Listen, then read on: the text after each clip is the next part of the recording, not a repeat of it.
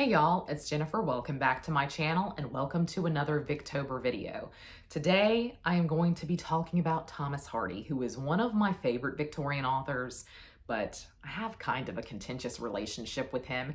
And so this is another in kind of my series just where I'm chatting about Victorian authors where I've read quite a few of their books.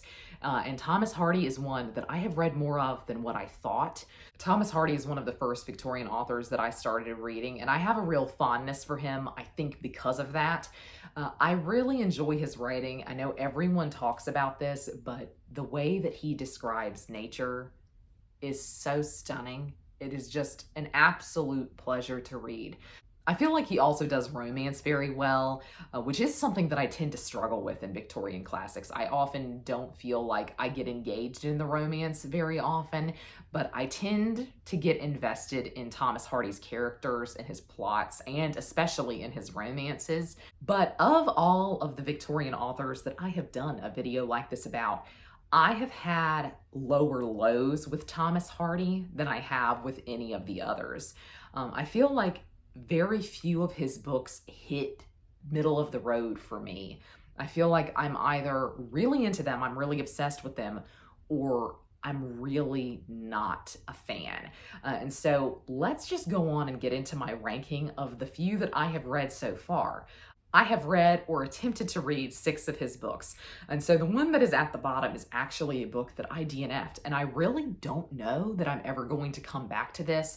I feel like I'm a bit of a completionist though, and just in terms of wanting to have read him fully, I feel like I probably will come back and read Desperate Remedies to its completion, but Desperate Remedies is at the bottom of my list.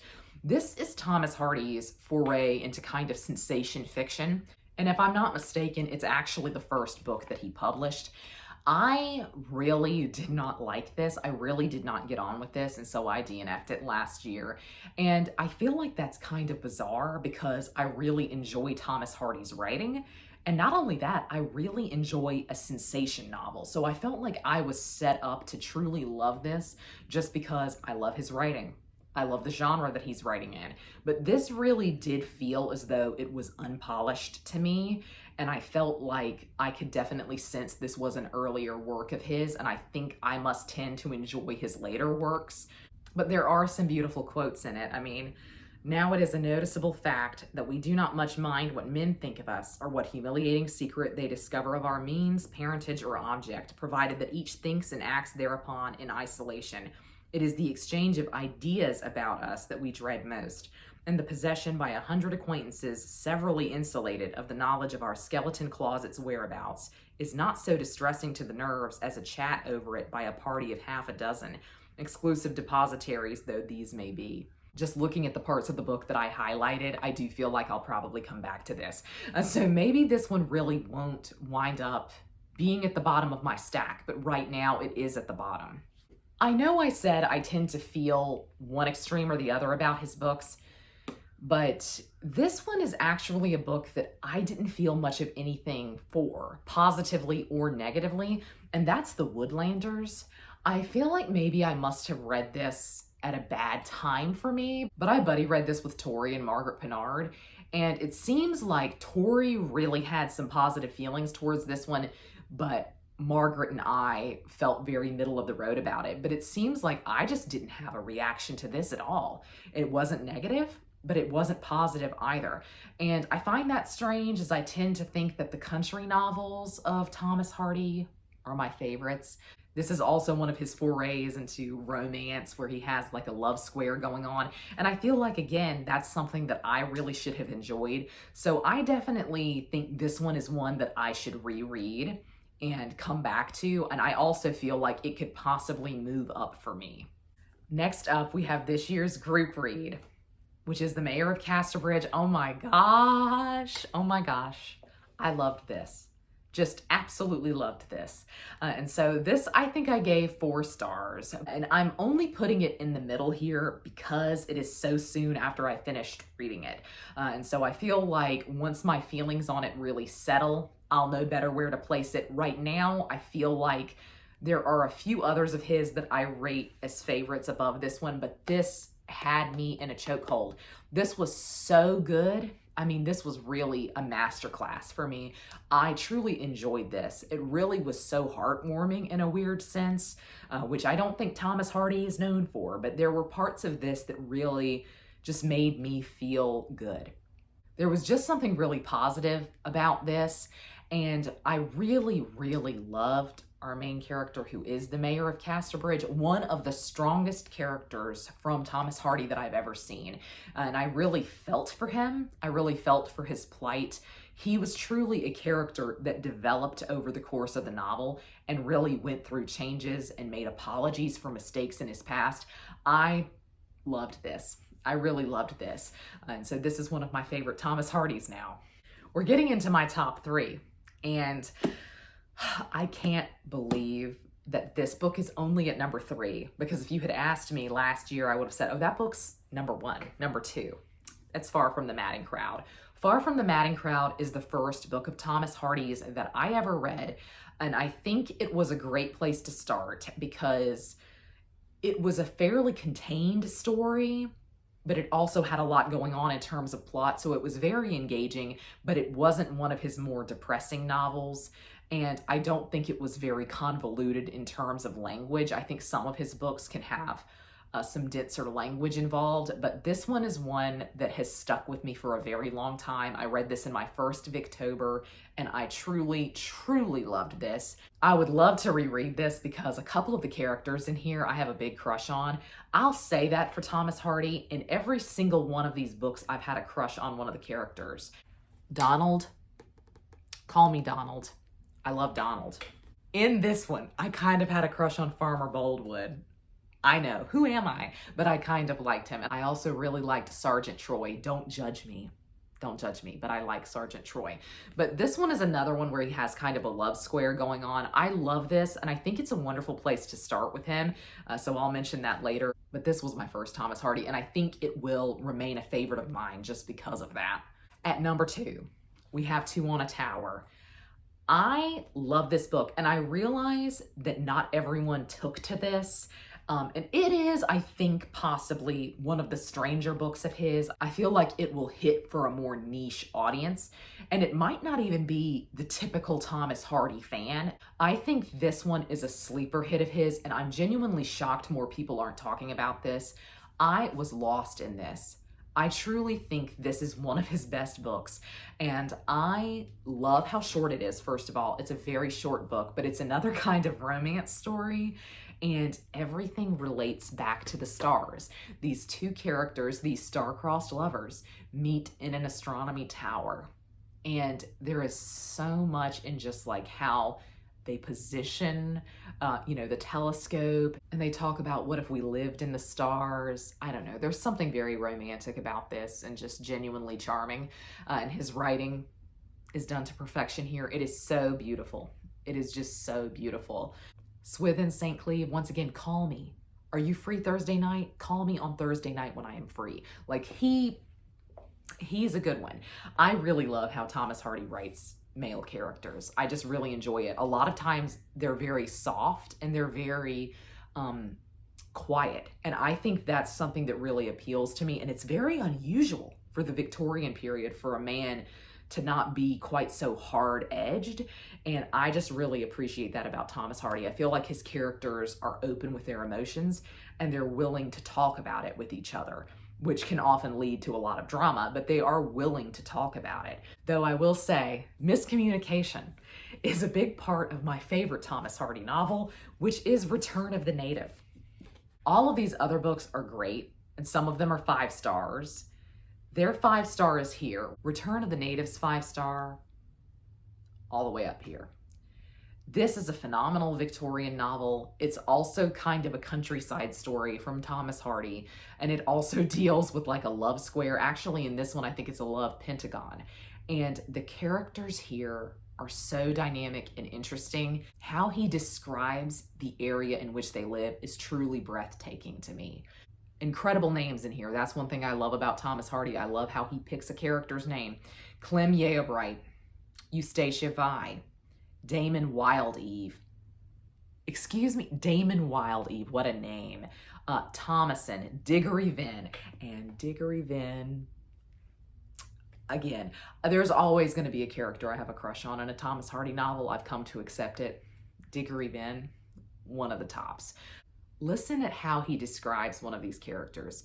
Eustacia Vi was the raw material of a divinity. On Olympus, she would have done well with a little preparation. She had the passions and instincts which make a model goddess, that is, those which make not quite a model woman. Had it been possible for the earth and mankind to be entirely in her grasp for a while, had she handled the distaff, the spindle, and the shears at her own free will, few in the world would have noticed the change of government. There would have been the same inequality of lot, the same heaping up of favors here, of contumely there, the same generosity before justice, the same perpetual dilemmas, the same captious alternation of congresses and blows that we endure now. This is one of my favorite Victorian novels, just for a lot of reasons. I love the characterization, I love the plot, but I really truly love the setting of Egdon Heath. And I love that Thomas Hardy made the setting a character in its own right. So this one is just very special to me. I fully recognize this one may not be for everyone, but it's definitely far and away my favorite Thomas Hardy novel. And I truly don't think that anything will top it. In terms of what I want to get to with Thomas Hardy, you may have noticed some big names are absent from the books of his that I have read. And this is just one of the funny cases where I have read a lot by an author, but I have not read their most famous work. And there are a lot of reasons for that. I know that Thomas Hardy tends to have kind of two types of novels. One is maybe not quite so depressing, and one is literally like reading Job from the Bible. And I don't know that I'm ever really in the headspace to just read something that is a character being in just genuinely sad situations 90% of the time. So Tess of the D'Urbervilles is one that I have never gotten to, but it's very high on my list. It's so interesting because it seems like this is one that ranks at the top for nearly everyone, whether they enjoyed the fact that this was sad or not. A lot of times people will say this is just one of their favorite Victorian novels, and it's certainly their favorite of his. And so in some ways, I feel like my apprehension is assuaged a little bit just by those positive and favorable reviews that I've seen. But at the same time, I have seen a lot of people say this is the only Victorian novel that has outright made them cry. Like, not choked up, genuinely they were crying when they read this. And from that alone, I don't know when I will be in the mood to read something like Tess. Similarly is Jude the Obscure, which I have heard is 10 times worse than Tess. And this is actually the one that has my interest peaked a little bit. I am more interested in this than I am in Tess, actually. And I think it's just because I really want to see what this one is. This is like his last novel, though he lived for, I think, 30 or 40 more years after this was published, and he stopped writing novels because of the reception that this one had. Like, people were so betrayed by this, they were so upset. Kate Howe here on BookTube was definitely very upset by this, and it's made me push it off far longer than I think I would have normally, but I think it's good that I know what this one is before I walk into it. So these two are, I think, at the very top of my TBR with Thomas Hardy, but I really don't know when I'll get to them because I think the subject matter is going to be so difficult for me. It takes a lot for me to want to read a book that I know is going to be outright depressing. And that's been particularly true this year for me when I've been in a reading slump. And so I think in general, I'm just in the mood to read happier fiction right now. So who knows when I will get to these, but these are definitely at the top of my Thomas Hardy TBR. In terms of where to start with Thomas Hardy, I tried to think of a book that I think gives you everything, that gives you a taste of his writing, and that really sets you up to understand kind of what he's all about as an author. And I just genuinely think that's far from the Madding Crowd. I know it's where I started with him, so I think I'm partial towards it, but I really do think this was a great one to start with because sometimes his language can be a bit dense. Sometimes there are so many characters in his novels that you have to try to keep up with. I feel like this was a fairly self-contained story, but it also had his really beautiful lyrical writing, and it had a really engaging plot. but it's also one of his that is not really depressing. So that's also why I suggest you start here. But because I had such a fondness for it, I also think The Mayor of Casterbridge would be a pretty great one to start your journey with. I will say this is more of a city novel than a country novel, and what I really enjoy about Thomas Hardy is how he writes about the countryside, and so that's not really present in this one to the same degree as it is in some of his other novels, but I think these two would be really great to start with if you have never read anything by him before. And since I've not read Tess, I know a lot of people will tell you to start your journey with Thomas Hardy with Tess of the D'Urbervilles, but since I haven't read it, I don't feel like I can tell you that. But speaking from my personal experience, just in terms of my opinion, I would not want to start with a book that was as sad as Tess of the D'Urbervilles, I think. That's just me, though, because that's why I chose to go with Far From the Madding Crowd over Tess of the D'Urbervilles in my first Victober, because I didn't really want to go with something that I thought would really depress me and maybe set the tone for the month. And so these two are ones that I think you could easily start with. So those are my short thoughts on Thomas Hardy. I really like him. I thought prior to this video that my relationship with Thomas Hardy was very up and down, but I'm really pleased to see that actually for the most part in terms of my ranking, I have really enjoyed the majority of what I have read by him, and a lot of them have become favorite Victorian novels for me. But the Woodlanders and Desperate Remedies just weren't all that to me, so I feel like maybe I should come back to those. But I would love to know down below your opinions on Thomas Hardy. I would love to know where you recommend that readers start with him. But that's going to be all from me today. I hope you're all having a great week. Happy reading. Happy Victober. Goodbye.